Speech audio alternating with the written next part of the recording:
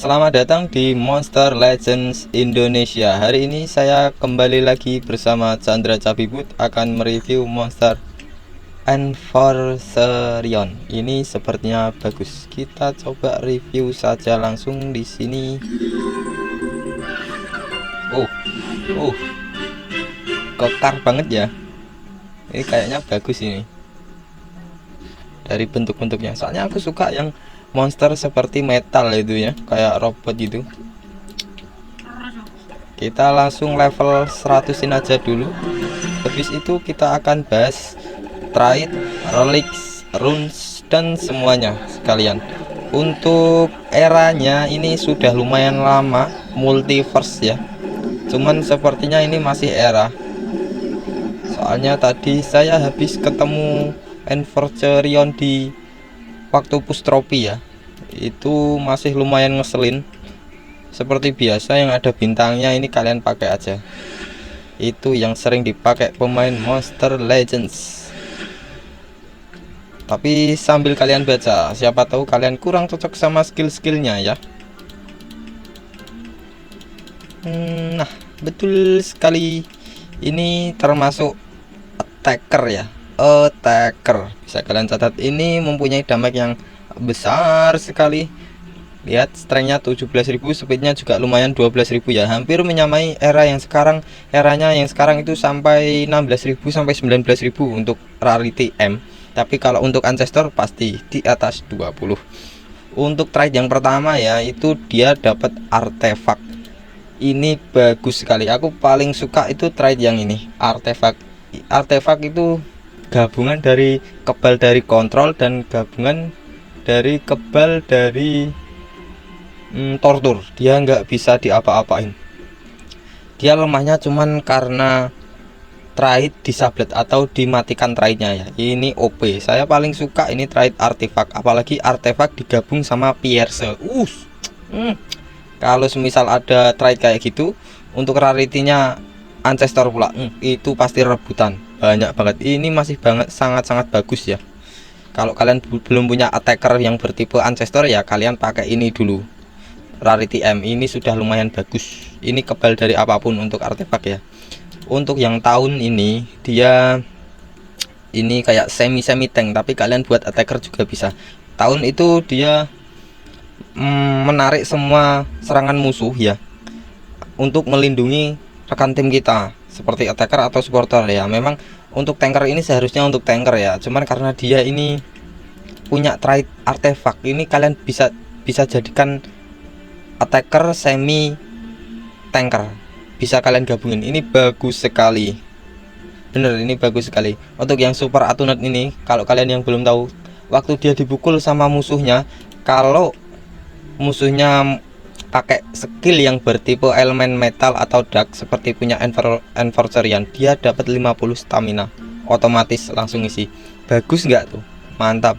Untuk runnya sih kalau mau dibuat tanker ya, tak saranin 2 penambahan darah untuk diri sendiri sama 1 kecepatan untuk rekan tim, bisa dibalik ya. Kalau dibuat attacker, kalian kasih 2 penambahan kekuatan sama 1 kecepatan, bisa dibalik juga. Kurang lebihnya seperti itu untuk runnya. Untuk skill 1 sampai 4 nya nanti tak jelaskan di Denguons, sekalian dicoba di sana. Untuk skill ultimate atau skill terakhir ya, dia, nah ini yang saya maksud, bisa dibuat tanker, bisa dibuat attacker. Kalian coba dah. Damage-nya, kerusakan mentok, ini urutan kerusakan yang kelima ya. Untuk yang pertama itu low, itu kecil, moderate itu sedang, untuk yang ketiga heavy, yang keempatnya masif. Nah yang paling tinggi ini insan untuk semua musuh juga. Setelah itu ngasih efek megastun dan dash. Kurang apa, megastun itu monster musuh akan kalah 2 giliran selanjutnya ya. Jadi semua musuh itu 2 giliran, nggak ngambil giliran.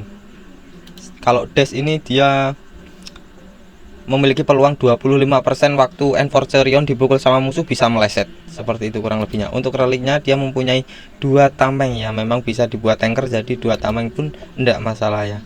Bagus sekali. trade bagus. Makanya aku suka yang monster-monster bertipe metal ya, seperti itu. Dia sering punya apa namanya, artefak. Suka banget aku artefak daripada kebal dari kontrol ataupun tortur ya. Kita langsung coba dulu Enforcerion. Ini masih layak sekali buat era sekarang ya, bagus. Nah ini langsung saja saya skip dulu sampai di Enforcerion ya. Saya cas dulu biar langsung dapat animasinya. Untuk skill satunya ya sekalian dibahas. Nah, ngasih damage sedang berarti ini urutan yang kedua ya. Tadi udah tak jelasin untuk semua musuh dan ngasih efek dash. Untuk dash juga udah tak jelasin. Untuk skill 2 nya dia memberikan damage elemen metal untuk semua musuh dan memberikan efek Nanovarius. Bagus banget. Nanovarius itu dia ngehilangin atau memberikan kerusakan kecil bertipe elemen metal waktu musuh mau ambil giliran, dan ngeblok semua positif status yang mau diberikan ke rekan tim musuh. Semisal musuhnya mau memberikan efek regenerasi ya, support musuh mau memberikan efek regenerasi ke semua rekan tim, itu diblok sama Nanovarius. Bagus. Dan untuk semua musuh bagusnya. Untuk yang skill 3 nya dia memberikan 30% penyembuhan darah dan memberikan 20% stamina untuk dirinya sendiri. Jadi dia bisa dibuat tank ya pakai skill 3 ini, dia bisa nyembuhin diri. Untuk damage-nya juga sudah besar ya. Nah, yang paling super duper GG itu yang ini. Hebat banget. Skill keempatnya ngasih damage atau kerusakan tertinggi ya, insan itu tertinggi, urutan kelima. Itu kalau kalian kasih 3 rune kekuatan untuk diri sendiri, auto mokat untuk satu musuh langsung hilang.